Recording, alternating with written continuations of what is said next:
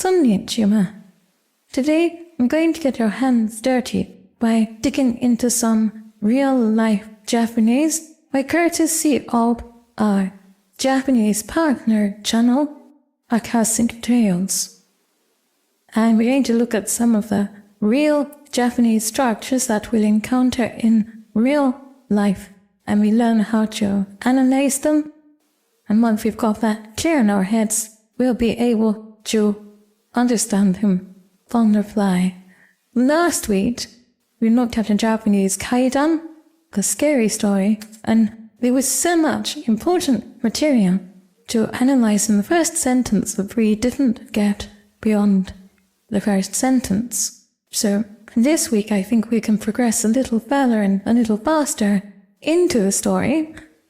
So I'm going to play you the portion I want to analyze today, and then we'll start analyzing. Of course, we'll start from the second sentence because we've analyzed the first one rather thoroughly already. Hello. それは、ある女の子が先輩のアパートで行われた飲み会に参加した日。飲み会が終了した後、彼女はアパートを出てしばらく歩いていた。ふと先輩の家に携帯電話を忘れてきたことに気づいた。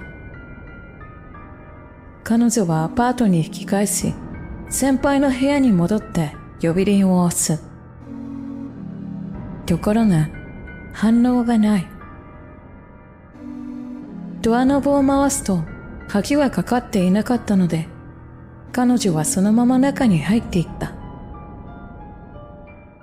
So the next part is 飲み会が終了した後、and this is a time difference and setting the time of the action we're now going to describe. Yeah, strictly speaking, we should say 後に rather than simply 後, but again, we can drop that because we're talking relatively informally. So having set the time, we then say what happened. 彼女は and 彼女 down there しばらく歩いた.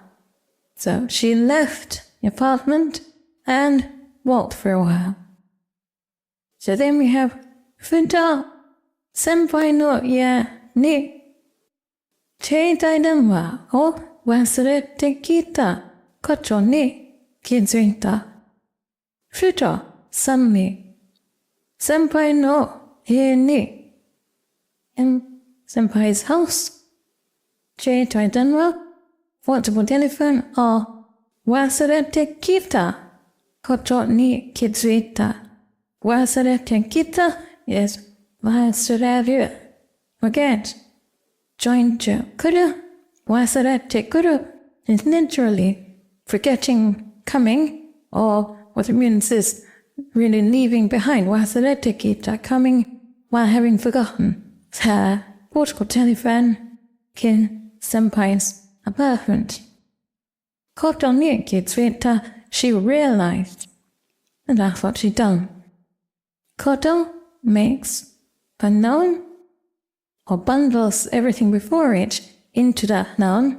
So forgetting her phone in senpai's apartment was the koto that she now realized.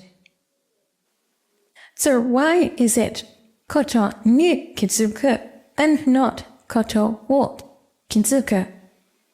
The English language Japanese dictionaries and textbooks will tell you that kizuku is a verb that means the same as English realize, and in practice it means much the same, but structurally it's different. It's made up of an amalgam of two words that we already know well. One is ki, which means spirit or mind or feelings, and the other is tsuku, which means stick or adhere. So what this literally means is a spirit stick. And what we're doing is sticking our spirit to something that is our attention, our mind, our feelings, adhered to a particular thing. And in English we express that differently by saying that we realize, make real, a fact. In Japanese, our spirit adheres to a fact. In Japanese, a very common expression is ki o tsukete kudasai, which is translated as take down, when what it literally means is stick your spirit. Stick it to what? Well, stick it to your surroundings, stick it to what you're doing. In other words, pay attention. Now, the translation take care is actually better culturally than pay attention, because pay attention sounds like an order, doesn't it? And that's not the atmosphere of saying ki otsukete. In practice, culturally, it means something more like take down. So the translation isn't wrong, but the structure isn't the same. So now we got an idea why you say koto ni chizuku rather than koto wa tatsuke. If we stick a poster to a wall, the wall, the thing it's stuck to, is not the direct object, is it? The direct object is the poster. The wall is the ultimate target of that action, and ultimate targets in Japanese are always marked by ni, as we know. The indirect object, the ultimate target, is marked by ni. Why, even if we take the human actor out of this and just say the poster sticks to the wall, we're still saying to the wall, aren't we? We're not saying the poster sticks to the wall, which is what we would say if the wall were the direct object. We're saying the poster sticks to the wall. The wall is the target of the poster sticking. And by the same token, if we stick our spirit to something, or if our spirit sticks to something, the something to which it sticks is a target, not the direct object of that stitching. Now, this is important to know because it's another small example of the way that Eihongo, so-called English language Japanese grammar, the stuff you find in the textbooks and the websites everywhere, is another way in which it simply messes up our understanding of the logic and structure of a very, very logical language. Because what they'll tell you is, Jitsuku is a verb that means realize, but it takes ni. Yeah, leaving aside the fact that no verb can take ni or any other logical particle, only a noun can ever take a logical particle, we know what they mean. They mean that this word that means realize, which in English treats the thing realized as the direct object, actually treats the thing realized as a target, and therefore marks it with ni. And this is one of these weird quirks of Japanese that you have to learn in every individual case because it's so random and irrational. It's not random and irrational at all. While Jitsuku is broadly equivalent to realize in English, it's not the same structure. We're not realizing, making something real. We are sticking our spirit to something, and that something is a target, and therefore it's marked by ni, just as targets are always marked by ni. Japanese doesn't go in for random irrationalities. You need to go to European languages if you want that. And if I can just poke in a little footnote here, this talk of verbs taking particles is hugely misleading. It's not just a quibble to say that logical particles can only ever belong to nouns, never to verbs. I said I knew what they were talking about when they spoke of verbs taking particles, but what they're talking about is horribly wrong on every occasion. It's based on the fallacy that logical particles can perform different functions in relation to different verbs, and they never, ever can. The only reason for ever thinking so is, as in this case, misunderstanding what the verb is actually doing, usually because they assume that it works exactly like its nearest English equivalent, which is very often not the case. And as we've seen in the case of the potential helper verb and adjectives of subjectivity, this fallacy covers a huge area of Japanese and makes a very large contribution to the inability of many students to understand Japanese because it seems so illogical and random, when in fact it's completely logical. That's why we call them logical particles.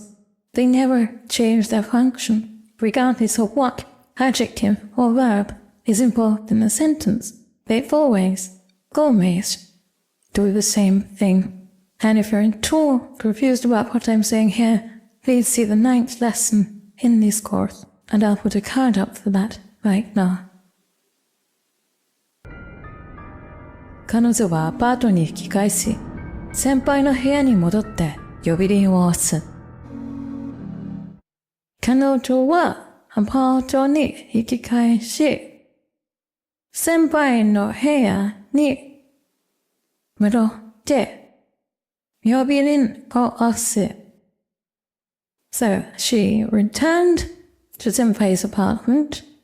Hikikaishi, that means return, and as we've seen before, the I stem of the verb, the verb is hikikaisu, which is return, and particularly in narrative, we can use the I stem of a verb in much the same way as we use the te form of a verb to make it the first clause of a compound sentence.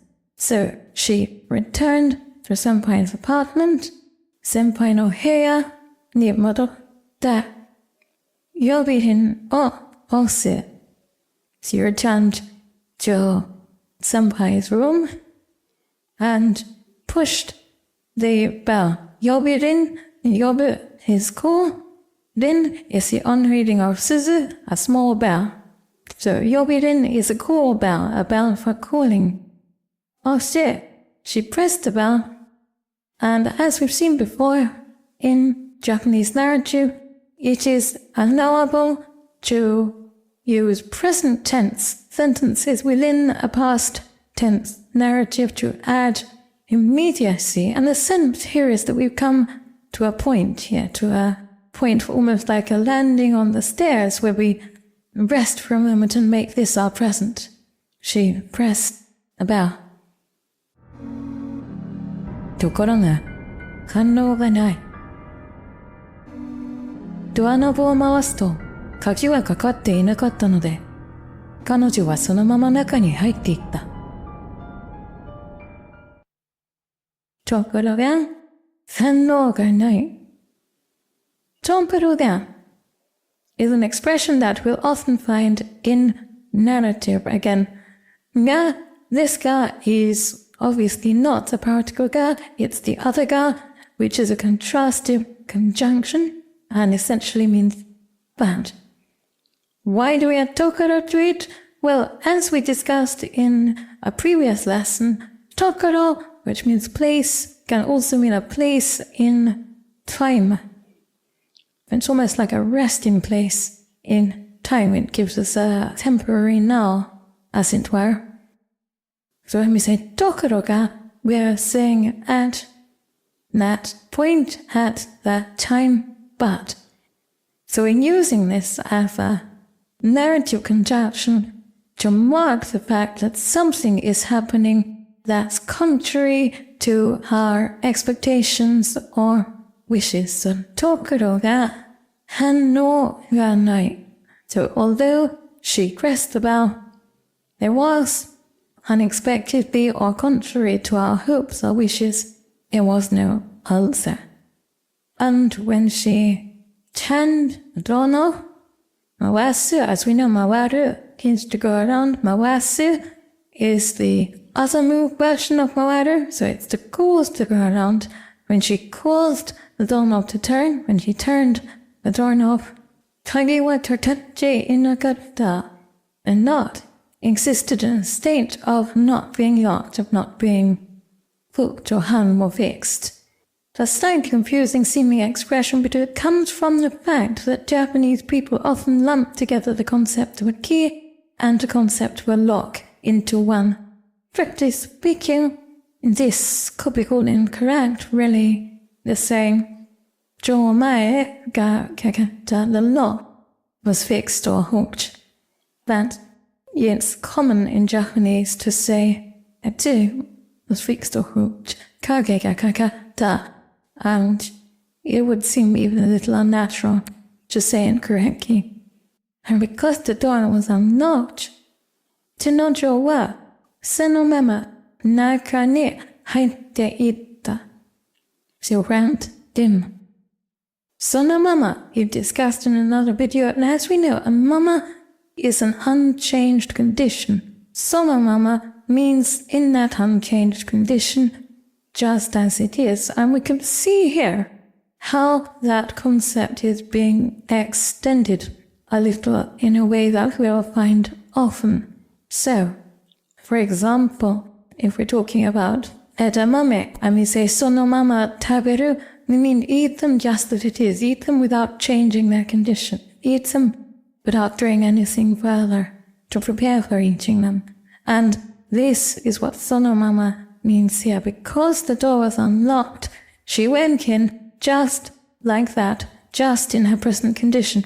She didn't press the bell again, she didn't wait to be invited, but sonomama, in the unchanged condition of that moment, she went in. And in the next lesson in this series, we'll find out what happened when she did go in. Now, if you like this approach, please let me know in the comments below. If you don't like this approach, let me know that in the comments below. And if you'd like to see more of this story and other stories of this kind, you can go to Akashic Tales channel, and I'll link that in the information section below. I highly recommend it. And even if you don't understand all of it at this stage, I think you'll find it interesting to go there and look at what they've got and watch some of those videos. If you like this approach, we'll be doing quite a bit more of this. If you have any questions or comments, please put those in the comments below, and I will answer as usual. I'd like to thank my Gold Kokeshi patrons, my producer angels who make these videos possible, and all my patrons and supporters on Patreon and everywhere. And I'd like to thank you for attending this lesson. Korikara mo yoroshiku onegai shimasu. Just dismissed.